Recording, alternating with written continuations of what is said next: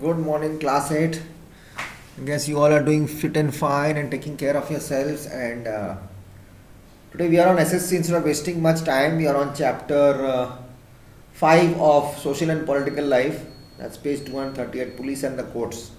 I will just give you a brief explanation and you will do the reading. It's on page 238. So we'll go to page 238. And it's about the hierarchy of the police officers and what is the directive Supreme Court on an FIR and all that. I'll just give you basic information, and after that you read and you do it yourself, okay? So I'll just start giving you the explanation. So it's that understanding our criminal and justice system. When we see someone violating the law, we immediately think about informing the police. You might have seen, either in real life or in movies, police officers filing reports and arresting people. Because of the role played by the police in arresting persons, we often get confused and think that it is the police who decide whether a person is guilty or not.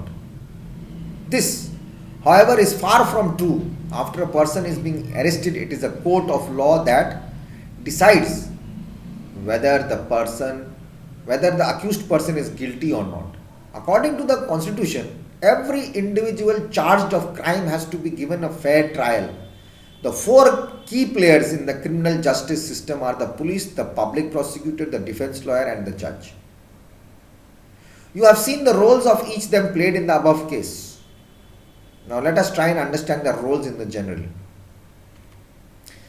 What is the role of the police in investigating a crime? One important function of the police is to investigate any complaint about the commission of a crime.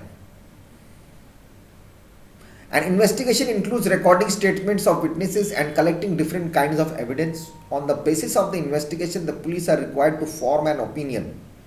If the police think that the evidence points to be the guilt of the accused person, then they file a charge sheet in the court. Police investigations always have to be conducted in accordance with the law and with full respect for human rights. The Supreme Court has laid down guidelines that the police must follow at the time of arrest, detention, and interrogation. The police are not allowed to torture or beat or shoot anyone during investigation. Fundamental rights. They cannot inflict any form of punishment on a person even for petty offences. Article 22 of the Constitution and criminal law guarantees to every arrested person the following fundamental rights. The right to be informed at the time of arrest of the offence for which the person is being arrested. The right to be presented before a magistrate within 24 hours of arrest. The right not to be ill-treated or tortured during arrest or in custody. Confessions made in the police custody cannot be used as evidence against the accused. Now, suppose they make you say something in the police station, that is of no use. A boy under 15 years of age and woman cannot be called to the police station only for questioning. Cannot be called. Now, fundamental rights are essential human rights that are offered to every citizen irrespective of caste, race and creed, place of birth, region or gender. These are equal to freedoms, and these rights are essential for personal good and the society at large. Okay. The Supreme Court of India has laid down specific requirements and procedures that the police and the other agencies have to follow for the arrest, detention and interrogation of any person. These are known as the D.K. Basu guidelines, and some of these include: the police officials who carry out arrest or interrogation should wear clear, accurate and visible identification and name tags with a designation. A memo of arrest should be prepared at the time of arrest and should include the time and date of arrest. It should be also attested by at least one witness who could include a family member of the person arrested. The arrest memo should be countersigned by a person arrested.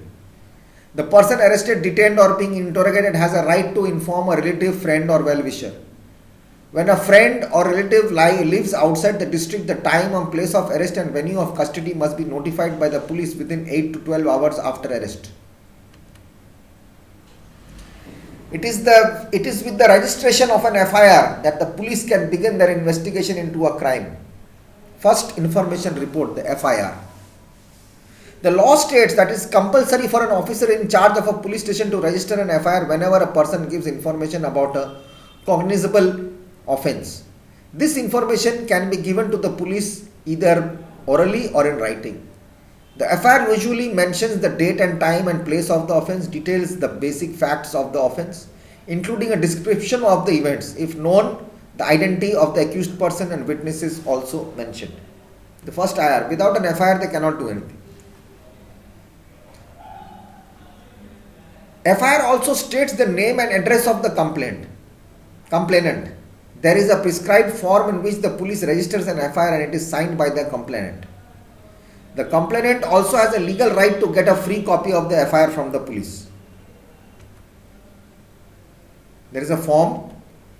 Public prosecutor who represents the interest of the state. The role of the prosecutor begins once the police has conducted the investigation and filed the charge sheet in the court. He or she has no role to play in the investigation. The prosecutor must conduct the prosecution on behalf of the state. As an officer of the court, it is her or his duty to act impartially and present the full material facts, witnesses and evidence before the court to enable the court to decide the case. The role of the judge. The judge is like an umpire in a game and conducts the trial impartially and in an open court. The judge hears all the witnesses and other evidence presented by the prosecution and the defense. The judge decides whether the accused person is guilty or innocent. On the basis of the evidence presented in accordance with the law, it is accused or convicted. Then the judge pronounces the sentence. He may send the person to jail or impose a fine or both, depending on what the law prescribes.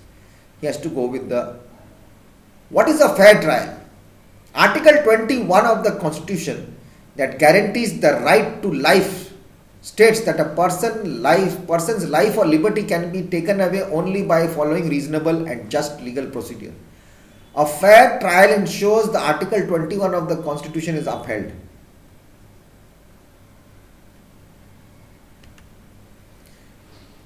What is a fair trial? Shanti was given a copy of the charge sheet and all other evidence that the prosecution presented against her.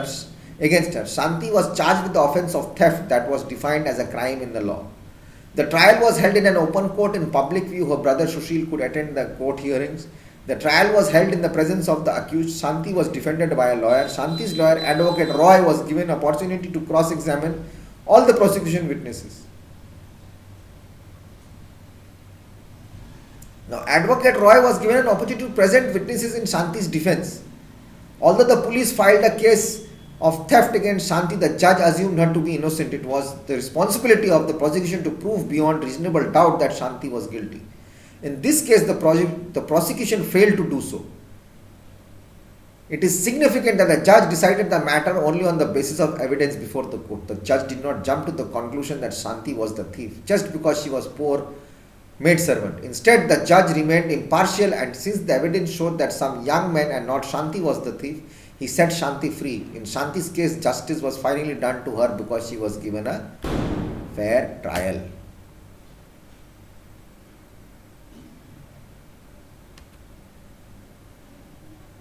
Okay? Understood?